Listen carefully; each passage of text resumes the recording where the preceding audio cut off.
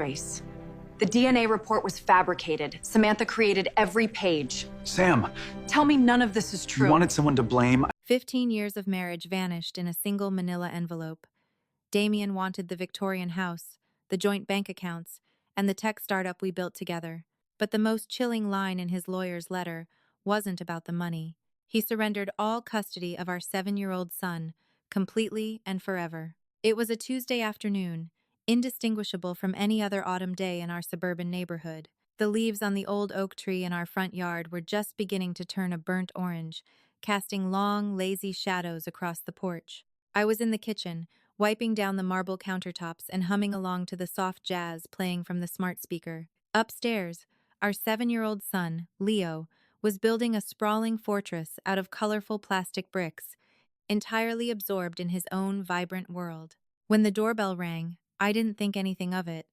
I assumed it was another package, perhaps the winter coat I had ordered for Leo, or some office supplies for Damian. I wiped my hands on a dish towel, smoothed down my jeans, and pulled open the heavy oak door. Standing there was a tired-looking man in a rumpled gray windbreaker.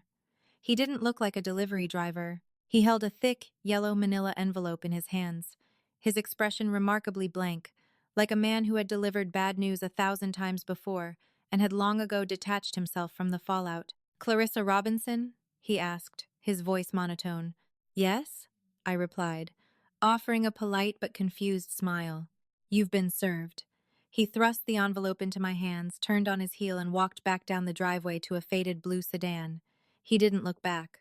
I stood in the doorway for a long moment, the autumn breeze suddenly feeling uncomfortably cold against my skin. The envelope was heavy, thick with premium paper. In the upper left corner, embossed in crisp, intimidating black ink, was the name of a law firm I recognized from billboards downtown. Abernathy and Hayes, Family Law. My heart performed a slow, sickening roll in my chest. I closed the door, my fingers trembling slightly as I ripped the flap open. I leaned against the entryway console table, pulling out the thick stack of documents. The legal jargon was dense, swimming before my eyes, but certain phrases leaped off the page like physical blows. Petition for dissolution of marriage. Petitioner, Damian Arthur Robinson. Respondent, Clarissa Jane Robinson. I couldn't breathe. Damian and I had our arguments, certainly. What couple didn't after 15 years? The last 6 months had been tense, marked by his late nights at the office and a growing, suffocating silence between us. But divorce? We were the couple our friends envied. We had built a multi-million-dollar software logistics company, Robinson Data Solutions, out of our cramped garage. We had survived lean years, sleep-deprived nights, and the crushing stress of entrepreneurship. We had survived everything together. As I forced my eyes to read further down the pages, the breath I had been holding rushed out of me in a ragged gasp. The demands outlined by his high-powered attorney, Richard Abernathy, were nothing short of a total annihilation of my life. Damian was demanding full ownership of Robinson Data Solutions, claiming his role as CEO made him the sole vital asset to the company, completely erasing the years I spent coding the original architecture and securing our first critical clients. He wanted the house. He wanted the investment portfolios.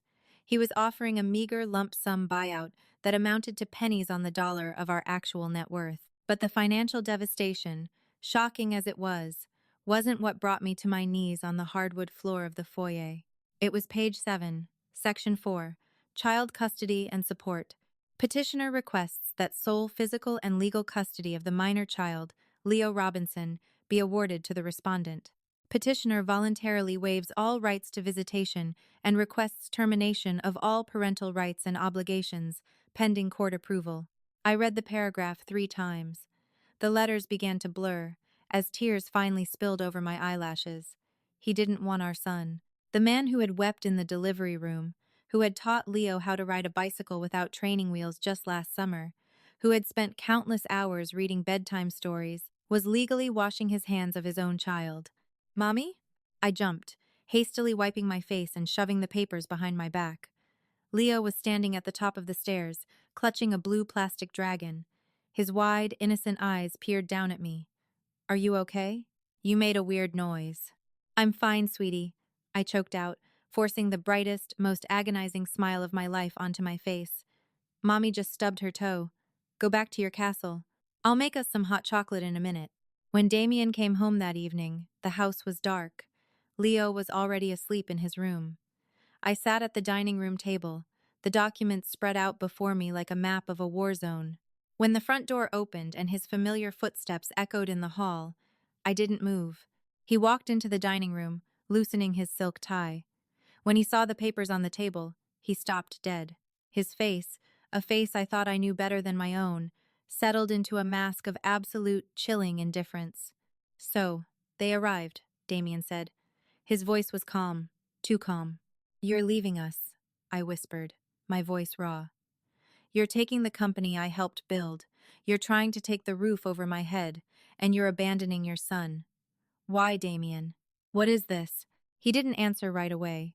He walked over to the antique liquor cabinet, poured himself a finger of scotch, and took a sip. The company relies on me, Clarissa. You've been out of the daily operations for 3 years. As for the house, it's an asset. We'll split the equity based on my proposed terms. I don't care about the house, I screamed, slamming my hand onto the table. Look at page 7. What is wrong with you? Leo worships you. How can you just sign away your rights to your own child? For a fraction of a second, a dark, ugly emotion flickered in Damian's eyes. It looked like disgust, but it was gone as quickly as it appeared, replaced by that impenetrable wall of ice. Leo will be better off with you, he said flatly. I have my own path to take now. I'll pack a bag. My lawyer will handle all communication from here on out. He turned and walked up the stairs. I sat there in the dark, listening to the muffled sounds of 15 years of shared history being unceremoniously shoved into a leather duffel bag. When he walked out the front door 20 minutes later, he didn't even pause outside Leo's bedroom. The heavy oak door clicked shut, leaving behind a silence so absolute it felt like a physical weight pressing down on my chest. The next 3 days were a blur of nausea, panic, and a desperate, clawing need for answers. I couldn't eat. I barely slept. I functioned solely on black coffee and the primal necessity of keeping Leo's routine as normal as possible. When he asked where Daddy was, I told him Damian was on an extended business trip in Europe. It was a lie, but it was a lie that bought me time. On Friday morning, after dropping Leo at elementary school, I drove straight to a small cafe called The Roasted Bean to meet my best friend, Brenda Carmichael. Brenda was a force of nature, a no-nonsense real estate agent with a razor-sharp mind and a heart fiercely loyal to those she loved. When I slid into the booth across from her and laid the divorce papers on the table, she spent 10 minutes reading them in absolute silence. When she finally looked up, her usually vibrant face was pale. Clarissa, this is a slaughter, Brenda whispered, tracing a manicured finger over the custody clause. He's trying to leave you destitute, and he's abandoning Leo? Damian? The same Damian who built a custom treehouse in your backyard for Leo's 5th birthday? This doesn't make sense. Men have midlife crises. They buy sports cars. They have affairs. They don't just erase their children from their lives without a catalyst. I know, I said, rubbing my temples. He looked at me with such contempt, Brenda, like I was something scraped off the bottom of his shoe, and the financial demands. It's like he's trying to punish me. Brenda's eyes narrowed. The shock was receding, making way for the formidable, analytical woman I knew so well. If he wants to play dirty, we need to know what dirt he's playing with. You need a lawyer, Clarissa, the best shark in the city. But before we file a response, we need to know where your money actually is. You said you've been out of the daily operations for 3 years? Since Leo's asthma got severe, I nodded. I stepped back to manage his care, and Damian took over the financial oversight completely. Rookie mistake, honey, Brenda said gently, squeezing my hand. We need to go to the bank, now. An hour later, I was sitting in the plush office of Thomas Yates, the branch manager of our primary bank. Thomas had known Damian and me for a decade. He looked deeply uncomfortable as I requested a full audit of our joint accounts and the business accounts I was still technically a signatory on. As Thomas clicked through his computer screens, his brow furrowed deeper and deeper. Clarissa, he started, clearing his throat nervously. I assumed you were aware of these transactions. Damian authorized them as the primary account holder. What transactions, Thomas? I asked, a cold dread pooling in my stomach. Thomas turned his monitor toward us. Over the past 18 months, Damian had been steadily draining our joint savings and siphoning profits from Robinson Data Solutions. The money wasn't missing. It had been systematically wired out in chunks just under the threshold that would trigger a massive fraud alert. "Where is it going?" Brenda demanded, leaning over the desk. "To a corporate entity listed as Apex Holdings LLC," Thomas replied, adjusting his glasses. "It's an offshore holding company. Perfectly legal, assuming the taxes are paid, but highly unusual for domestic logistics software profits." I stared at the screen. Hundreds of thousands of dollars. The safety net for our family. Leo's college fund. The equity of my blood, sweat, and tears gone. Damian hadn't just woken up on Tuesday and decided to end our marriage. He had been meticulously planning my financial execution for a year and a half. Every time he kissed my cheek, every time we hosted a dinner party, every time he tucked Leo in, he was actively plotting to steal our future. "He's been planning this," I whispered, the reality crashing over me like a tidal wave. "He drained the account so he could claim the business is struggling, making his lowball buyout offer look legitimate on paper."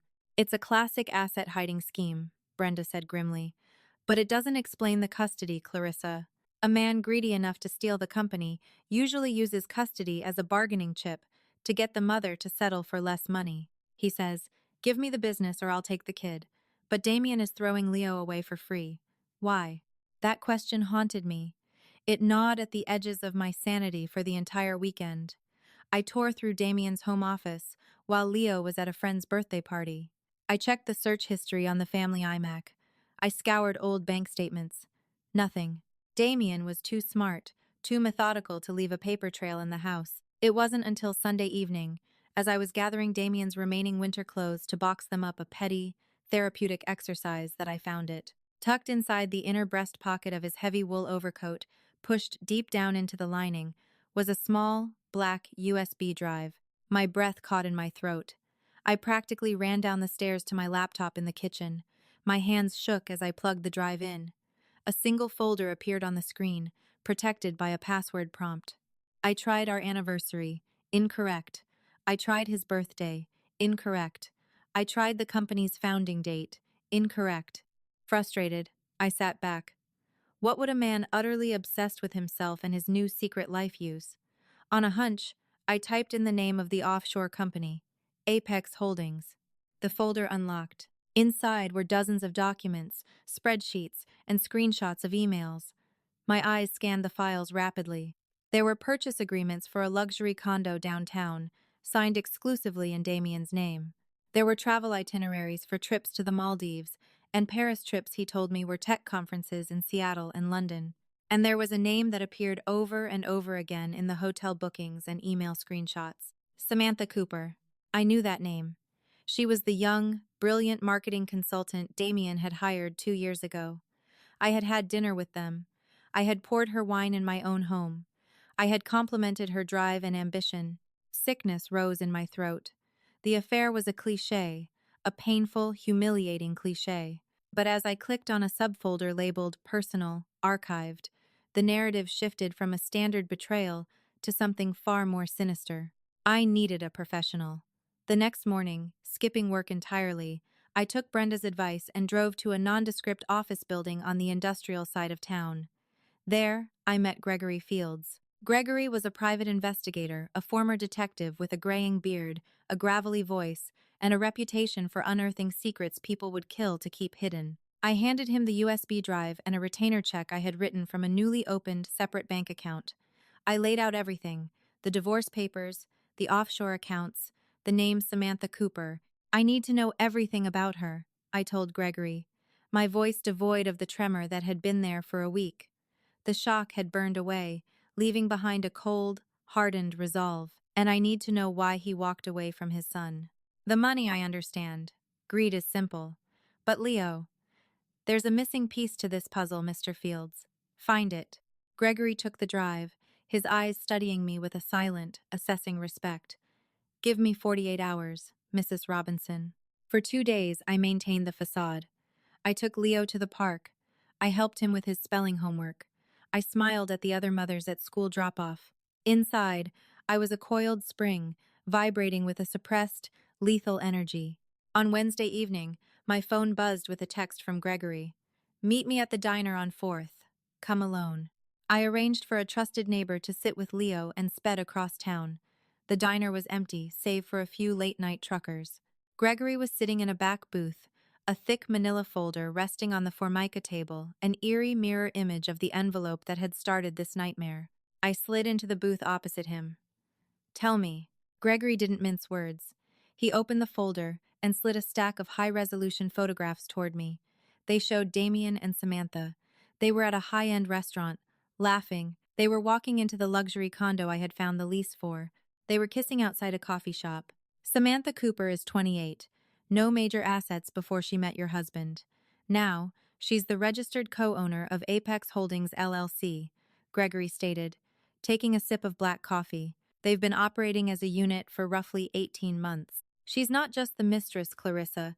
She's the architect of the financial drain. She has a background in offshore wealth management. So they plotted to steal the company and run off together, I said, feeling a bitter laugh bubble up. Fine. But Leo. Why did he surrender Leo? Gregory's expression tightened. He reached into the folder and pulled out a single sheet of paper, sliding it across the table face down. This is why. I found this buried in a deleted email cache on the USB drive, linked to an encrypted burner account Samantha was running. I turned the paper over. It was a medical document. The letterhead read, Genetics Plus Diagnostics. It was a DNA paternity test report. Alleged father, Damian Arthur Robinson. Child, Leo Robinson. Probability of paternity, 0%. The diner around me seemed to tilt on its axis. The roaring in my ears drowned out the low hum of the refrigerator behind the counter. This is impossible, I stammered, staring at the bold black numbers. I have never, not once in 15 years, been with another man. Leo is Damian's son. He is the spitting image of Damian's grandfather. Look closer at the bottom of the page, Clarissa, Gregory said quietly. I forced my eyes to focus on the small print at the footer of the document. Below the official-looking stamps and signatures was a trail of forwarded email headers. The document hadn't been sent directly from a clinic to Damian. It had been routed through an anonymous Proton Mail account before arriving in Damian's private inbox with a subject line, The Truth About Your Wife and Jonathan Pierce. Jonathan Pierce. My breath hitched. Jonathan was an old college friend, a graphic designer who had briefly consulted for our company right around the time I got pregnant with Leo. We had been close friends, nothing more. Damian had always been irrationally jealous of Jonathan's easygoing charm and our shared history. It's a forgery, Gregory said, leaning forward, his voice dropping to an intense whisper. I ran the clinic's registration number. Genetics Plus Diagnostics doesn't exist. The doctor's signature is a digital fabrication. Samantha Cooper created this document. The sheer, breathtaking cruelty of it slammed into me. Samantha hadn't just wanted my husband and my money. She wanted to ensure Damian severed all ties with his old life. She knew Damian's Achilles heel was his immense, fragile pride. She knew he had harbored an old, baseless insecurity about Jonathan Pierce. She had manufactured a lie so devastating, so precisely targeted at Damian's ego, that it blinded him completely. She sent this to him, I whispered, tracing the fake 0% with a trembling finger. And he believed it. He actually believed I would do that to him. He didn't even ask me. He didn't confront me. He just believed a random email over his wife of 15 years. Men with massive egos don't ask questions when their pride is wounded. Clarissa, Gregory said grimly. They don't want to look foolish by confronting it. They want revenge. He thought he was playing the ultimate trump card. He thought he was leaving a cheating wife and another man's bastard child in the dust while securing his fortune. Tears, hot and furious, finally spilled down my cheeks. Not tears of sorrow for a lost marriage, but tears of absolute, blazing rage. Damian was a fool. A weak, gullible, arrogant fool who had thrown away a beautiful son who adored him, all because his 28-year-old mistress had played his insecurities like a cheap violin. I looked at Gregory, wiping the tears away with the back of my hand. The woman who had cried on the floor of her foyer a week ago was dead. Mr. Fields, I said, my voice steady, ringing with a lethal clarity. I need you to get me ironclad proof that Samantha forged this document. I need the IP addresses. I need the paper trail of her setting up Apex Holdings. I want every single digital footprint she has ever left. I can get it. Gregory nodded. What are you going to do? I carefully folded the forged paternity test and placed it in my purse. Damian wanted to take everything from me, I said, a dark smile touching the corners of my mouth. It's time to show him exactly what happens when you leave the woman who built the empire and target the child she would burn the world down to protect. Armed with Gregory's undeniable proof, the next step was securing a gladiator to bring into the arena. Brenda, utilizing her extensive network of high-profile real estate clients, connected me with Victoria Harrington. Victoria was the senior partner at Harrington, Reed and Gallagher, a ruthless boutique litigation firm occupying the top floor of a glass high-rise in the financial district. She was a woman who spoke in clipped, precise sentences and possessed a reputation for leaving opposing counsel in absolute ruins. When I sat in her immaculate office and laid out Gregory's findings, the offshore accounts, the forged paternity test, the digital footprint tracing back to Samantha Cooper, Victoria didn't gasp. She merely steepled her fingers, a predatory gleam illuminating her icy blue eyes. Your husband is a remarkably arrogant man, Mrs. Robinson, Victoria observed, sliding the forged DNA document back across her massive mahogany desk. Arrogance is predictable. It makes men sloppy. He believes he has cornered you. Our strategy will be to let him continue believing that, right up until the moment we spring the trap. For the next month, I played the part of the devastated, helpless wife to absolute perfection. I ignored Damian's texts, demanding I sign the preliminary settlement agreements. I allowed his high-powered lawyer, Richard Abernathy, to send threatening emails about dragging the divorce into a public trial. I wept on the phone when Damian called to demand why I was stalling, begging him to reconsider abandoning our family. Every sob, every plea was calculated. It fed his ego, lulling him into a false sense of supreme security. He truly believed I was paralyzed by grief and completely blind to his financial and emotional treason. Meanwhile, Victoria was quietly executing a masterpiece of legal warfare. Because Damian was claiming the business was failing to justify his pitiful buyout offer, Victoria filed an emergency motion for a complete forensic discovery of Robinson Data Solutions and all affiliated accounts. Abernathy fought it aggressively, citing privacy concerns. But Victoria had quietly presented the judge with just enough preliminary evidence of fiscal irregularities to secure the subpoena. More importantly, Victoria subpoenaed Samantha Cooper, not as a mistress, but as an independent contractor and financial consultant for Robinson Data Solutions. The climax of our silent war arrived on a freezing Tuesday morning in late November, exactly 2 months after that manila envelope had shattered my world. The deposition was held in the largest conference room at Harrington, Reed, and Gallagher. The room was intimidating by design walls of floor-to-ceiling glass overlooking the sprawling city, a massive granite table, and an oppressive silence broken only by the quiet humming of the climate control system. I arrived early with Victoria. When the heavy double doors opened, Damian walked in, radiating a smug, untouchable confidence. He wore a bespoke charcoal suit and a Patek Philippe watch that alone was worth more than the lump sum he had offered me. Richard Abernathy flanked him, looking perpetually bored. A few moments later, Samantha Cooper walked in. It was the first time I had seen her since the night she sat at my dining table, drinking my wine, complimenting the salmon I had prepared. She wore a severe black power suit, her blonde hair pulled back tightly. She refused to make eye contact with me, taking a seat at the far end of the table. Let's get this over with, Damian sighed, adjusting his cuffs as the court reporter finished setting up her stenography machine. I have a board meeting at 2 o'clock, Clarissa. If you're finally ready to be reasonable, we can wrap this up before lunch. We have a few clarifying questions regarding the valuation of Robinson Data Solutions, Victoria said smoothly, her voice a velvet trap. She opened a thick binder. Mr. Robinson, you stated in your initial filing that the company has suffered a 30% loss in revenue over the past 4 quarters. Is that correct? The tech sector is volatile, Damian replied smoothly, leaning back in his leather chair.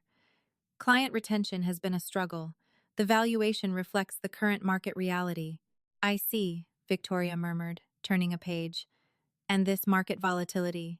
Does it account for the monthly wire transfers of exactly $49,000 to a holding company named Apex Holdings LLC? The temperature in the room seemed to drop 10 degrees. Damian's smug posture stiffened instantly. He shot a frantic, bewildered glance at Abernathy, who suddenly looked very awake, shuffling rapidly through his own stack of papers. At the end of the table, Samantha's pen froze midair above her notepad. I don't know what you're referring to, Damian stammered, his voice losing its polished resonance. Apex is a third-party vendor for server maintenance. Objection, Abernathy barked, his face flushing.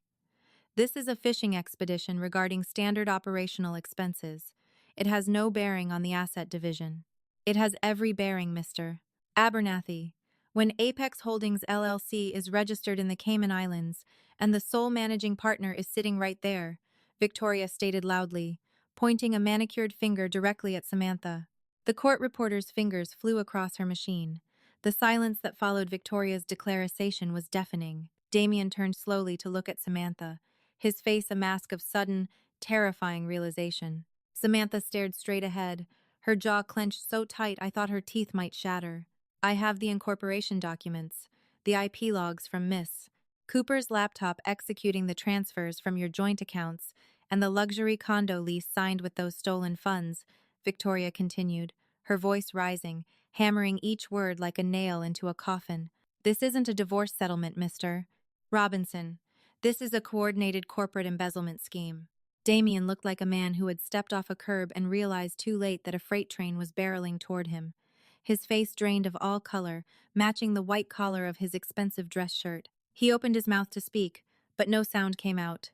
"We are halting this deposition immediately," Abernathy declared, standing up so violently his chair crashed into the glass wall behind him. "My client will not answer any further questions without reviewing these alleged documents." "Sit down, Richard," Victoria commanded, her tone suddenly dropping its professional veneer, replaced by the lethal authority of a judge handing down a sentence.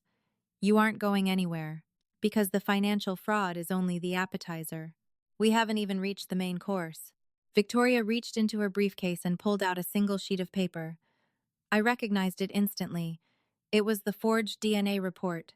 She slid it across the granite table until it rested perfectly centered in front of Damian. "Mr. Robinson, you voluntarily surrendered all parental rights to your 7-year-old son," Victoria said, her eyes locked onto his pale, sweating face. "You cited irreconcilable personal differences. However, my private investigator retrieved this document from an encrypted folder on a USB drive hidden in your overcoat. Do you recognize it?" Damian stared at the paper. His hands began to tremble. That is a private medical document. "It is a digital fabrication," Victoria snapped, leaning over the table. "Genetics plus diagnostics does not exist. The signature is fake. The clinic registration number belongs to a veterinary hospital in Ohio. We traced the encrypted email account that sent this forgery to you. Would you care to guess the IP address it originated from?" Victoria didn't wait for him to answer. She pointed at Samantha again. "It originated from Miss Cooper's luxury downtown apartment. The apartment you bought for her, Mr. Robinson. She manufactured this document to exploit your insecurities, to ensure you severed the last remaining tie to your wife, allowing the two of you to flee with the embezzled company funds." Damian's head whipped around toward Samantha. The betrayal on his face was absolute, a raw, hideous manifestation of a shattered ego. "Sam?" he choked out, his voice cracking. "Tell me she's lying. Tell me you didn't do this." Samantha finally looked at him.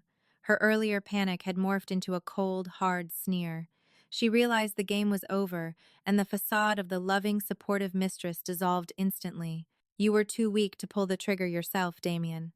You were always going to find an excuse to keep the kid in your life, to keep her in your life. I just gave you the push you needed." "You lied to me!" Damian screamed, lunging halfway across the table, his composure entirely destroyed. "You made me abandon my son." "Don't flatter yourself," Samantha shot back, her voice dripping with venom. "You chose to believe an anonymous email over your own wife because you are fundamentally insecure. You wanted an excuse to be the victim. I just handed it to you." "Gentlemen, ladies, please!" Abernathy shouted, trying desperately to regain control of a room that had descended into absolute chaos. "I am not finished!" I yelled, my voice ringing out, silencing them all. I stood up, slamming my palms flat against the cold granite. I stared directly into Damian's panicked, bloodshot eyes. You want to know the ultimate irony, Damian? You threw away your son and destroyed your marriage for a woman who was playing you for a fool from day one. I nodded to Victoria. She pulled one final document from her folder and handed it to Richard Abernathy. What is this? Abernathy muttered, adjusting his reading glasses. Those are the bank records for Apex Holdings, Victoria explained, a cruel smile playing on her lips. Mr. Robinson believed he and Miss Cooper were stockpiling their stolen wealth together. Unfortunately for Mr. Robinson, Miss Cooper set up a secondary shadow account in the Bahamas. Over the past 3 months, she has been systematically draining the Apex funds into an account solely under her name. She was preparing to leave you, Damian. She was going to take the money you stole from your wife and vanish. The silence in the room was absolute. The only sound was the frantic, shallow breathing of my soon-to-be ex-husband.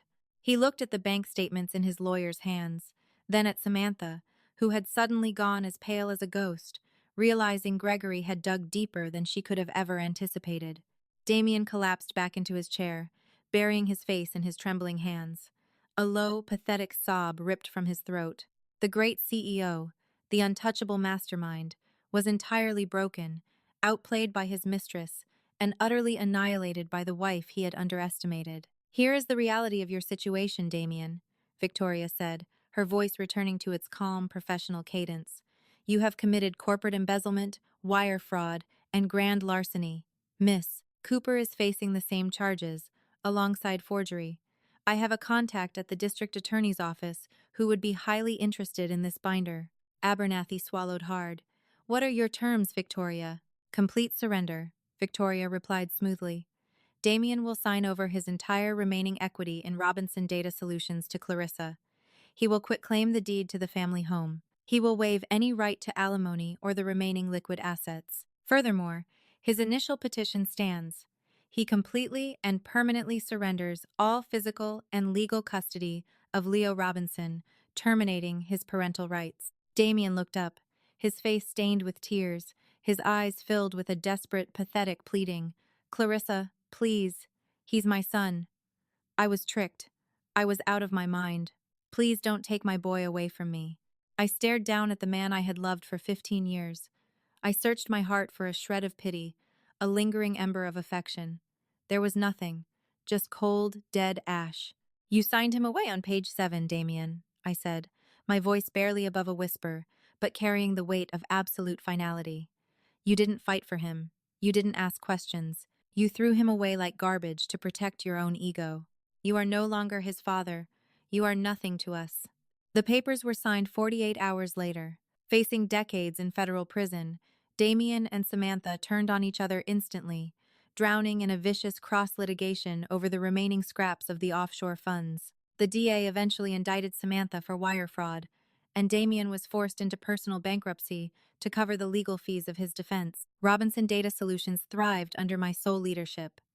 I restructured the executive team, brought Brenda on as the director of operations, and doubled our revenue within 2 years. But the real victory, the only victory that truly mattered, was waiting for me every afternoon when the school bus pulled up to our Victorian house. As I sat on the porch, one warm spring afternoon, watching Leo sprint across the lawn with his new golden retriever puppy, I felt a profound sense of peace. The storm had tried to rip our foundation apart, but it had failed.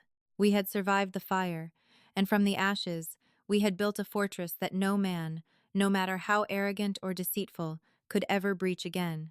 Thank you so much for listening to this incredible story of betrayal, resilience, and ultimate justice. If Clarissa's journey to protect her son and reclaim her empire resonated with you, please hit that like button and share this video with anyone who needs a reminder of a mother's strength. Don't forget to subscribe to our channel and ring the notification bell so you never miss out on our thrilling real-life dramas. Leave a comment below with your thoughts.